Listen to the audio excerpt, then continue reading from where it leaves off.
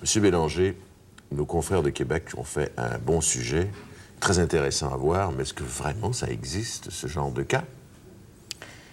Oui, enfin, les cas de possession existent, je le pense. Maintenant, il s'agit de voir comment on peut les interpréter. Dans le document qu'on a vu, on essaie de privilégier l'interprétation religieuse. C'est pas la seule, d'après vous? C'est pas la seule, il y en a d'autres. Lesquelles?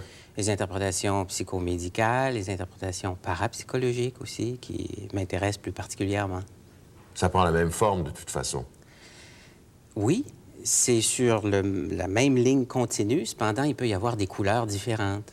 Vous avez, dans des cas, par exemple, qu'on appelle des cas de poltergeist, ce sont des hantises, ce sont des phénomènes qui font intervenir des coups frappés, des objets qui bougent, des portes qui s'ouvrent et se ferment. On appelle ça des hantises, mais des hantises qui semblent être liées à des personnes. C'est-à-dire qu'en général, des jeunes personnes sont au centre des phénomènes et les déclenchent de façon inconsciente. Le phénomène poltergeist, comme le titre du film américain connu. Voilà, justement. Ce sont les enfants, la plupart du temps, qui sont au cœur de ça. Qui sont au cœur des phénomènes. Ils font bouger les choses. Sans le savoir, sans en être conscient. Alors, il y a un phénomène classique qui est les coups frappés. J'ai eu l'occasion, moi, d'enregistrer. Il y a de la violence contre les personnes, c'est ça? Pas contre la personne, contre les objets, contre la matière. C'est-à-dire, on entend des coups frappés, comme si quelqu'un frappait. Des coups frappés? Des coups frappés. Les Anglais appellent ça des raps, là, ce qui est typique. On frappe dans les murs. Dans les murs, sous les lits, sur les planchers. Les portes s'ouvrent et se ferment. Il y a des phénomènes qu'on appelle de télékinésie, donc de déplacement d'objets à distance. Et évidemment, ça a une connotation surnaturelle. Ça n'a pas l'air sérieux, M. Bélanger. On ne peut pas croire à des choses comme celle-là, quand même. Vraiment. Vous savez, j'ai relevé dans une enquête Gallup faite en 1978 qu'il y a près de 40 de la population américaine qui croit aux démons et qu'il y a 51 de la population américaine qui croit à l'existence de ce qu'on appelle la perception extrasensorielle ou les phénomènes qu'on dit paranormaux. Ça ne veut pas dire que parce qu'ils y croient que ça existe, ça c'est sûr, je suis d'accord avec vous, mais il reste que c'est un phénomène social, sociologique important. Bon, alors, dans le reportage que nous avons vu, on traite ça par des moyens religieux, si j'ose dire. C'est un prêtre qui intervient. Il y a d'autres moyens aussi. Oui. C'est des gens qui nous regardent ce soir, par exemple, et qui se sentent, eux, la victime de ce genre de phénomène. Et c'est pas forcément leur curé qui doivent aller voir. Non, mais ça arrive souvent, cependant, qu'ils font appel au curé. Puis je vais vous dire pourquoi. Parce que la possession est définie, au moins par l'Église, comme étant la manifestation de 3 signes particuliers. Le premier, c'est la personne possédée.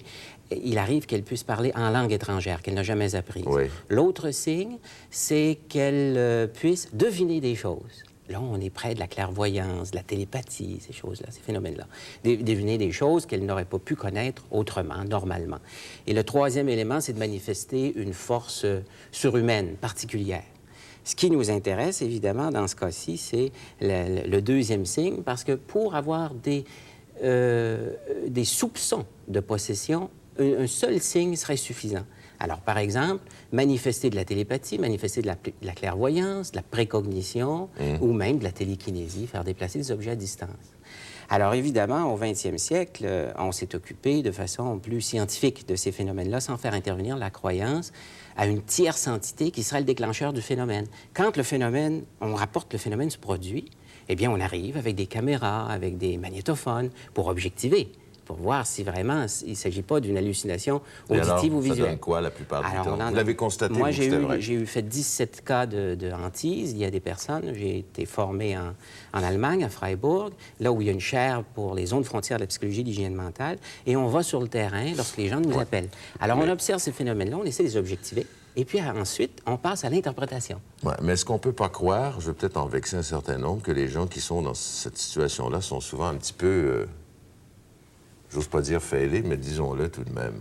Donc, il relève de la psychiatrie, en réalité. Vous avez raison. C'est sûr que c'est un phénomène de perception. Au départ, il y a des gens qui ont des hallucinations, il y a des gens qui sont perturbés, puis on sait que le phénomène de la perception est extrêmement complexe. Mais en parapsychologie, lorsqu'on s'approche du phénomène, on essaie d'abord de filtrer toutes ces choses-là, de voir l'authenticité du phénomène, et ensuite on arrive à une tentative d'interprétation, où on pense que c'est plutôt l'être vivant qui déclenche le phénomène. Il ne faut pas négliger ça, c'est ce que vous dites. Si quelqu'un croit qu'il est l'objet de ce genre de pression, il ne faut pas négliger. Voir son curé, voir son psychiatre, ou voir quelqu'un comme vous qui êtes un... psylogiste. Un psylogiste. Merci beaucoup, M. Bélanger. Merci infiniment.